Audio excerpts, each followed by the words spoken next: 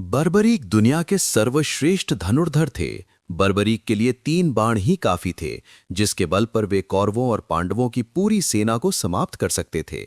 युद्ध के मैदान में भीम पौत्र बर्बरीक दोनों खेमों के मध्य बिंदु एक पीपल के वृक्ष के नीचे खड़े हो गए और ये घोषणा कर डाली कि मैं उस पक्ष की तरफ से लड़ूंगा जो हार रहा होगा। बर्बरीक की इस घोषणा से कृष्ण चिंतित हो गए। भीम के पौत्र बर्बरीक के समक्ष जब अर्जुन तथा भगवान श्री कृष्ण उसकी वीरता का चमत्कार देखने के लिए उपस्थित हुए, तब बर्बरीक ने अपनी वीरता का छोटा सा नमूना मात्र ही दिखाया। कृष्ण ने कहा कि ये जो वृक्ष है, इसके सारे पत्तों को एक ही तीर से छेद दो तो मैं मान जाऊंगा। बर्बरीक ने आज्ञा लेकर तीर को वृक्ष की ओर छोड़ दिया। जब तीर एक एक कर सारे पत्तों को छेदता जा रहा था, उसी दौरान एक पत्ता टूटकर नीचे गिर पड़ा।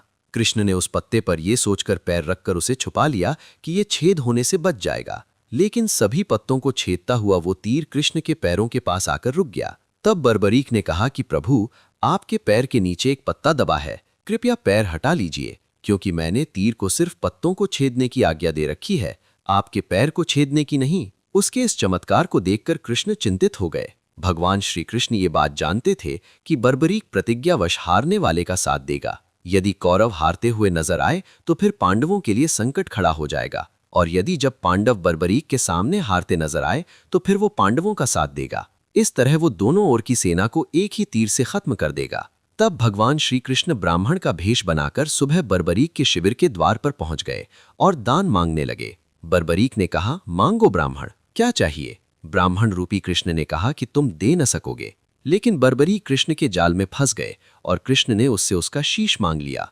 बर्बरीक द्वारा अपने पितामह पांडवों की विजय हेतु स्वेच्छा के साथ शीश दान कर दिया गया। बर्बरीक के इस बलिदान को देखकर दान के पश्चात श्री कृष्ण ने बर्बरीक को कलयुग में स्वयं के नाम से पूजित होने का वर दिया।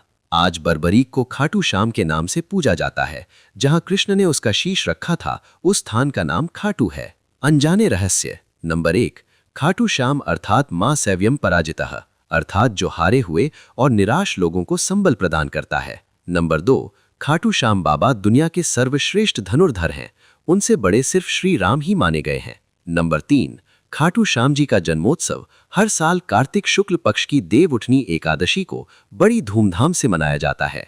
नंबर 4, खाटू का श्याम मंदिर बहुत ही प्राचीन है, लेकिन वर्तमान मंदिर की आधारशिला सन 1720 में रखी गई थी। इतिहासकार पंडित झाबरमल शर्मा के मुताबिक सन 1679 में औरंगजेब की सेना ने इस मंदिर को नष्ट कर दिया था। मंदिर की रक्षा के लिए उस समय अनेक राजपूतों ने अपना प्राणोत्सर्ग किया था। नंबर 5, खाटू श्याम मंदिर परिसर में लगता है बाबा खाटू श्याम का प्रसिद्ध मेला। हिंदू मास फाल्गुन मास शुक्ल षष्ठी से 12 तक ये मेला चलता है। 11 के दिन मेले का खास दिन रहता है। नंबर 6, बर्बरीक देवी के उपासक थे। देवी के वरदान से उसे 3 दिव्य बाण मिले थे, जो अपने लक्ष्य को भेद कर वापस उनके पास आ जाते थे। इसकी वजह से बर्बरीक अजेय थे। नंबर 7, बर्बरीक अपने पिता घटोत्कच से भी ज्यादा शक्तिशाली और मायावी था।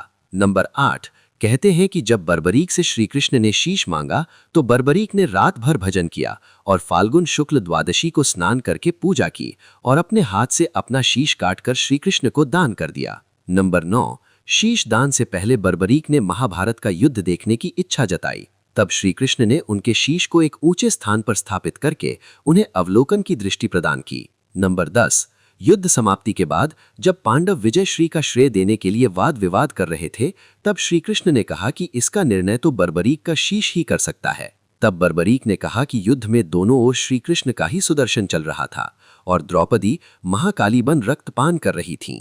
अंत में श्री कृष्ण ने वरदान दिया कि कलयुग में मेरे नाम से तुम्हें पूजा जाएगा और तुम्हारे स्मरण मात्र से ही भक्तों का कल्याण होगा। चैनल को सब्सक्राइब एवं शेयर जरूर करें।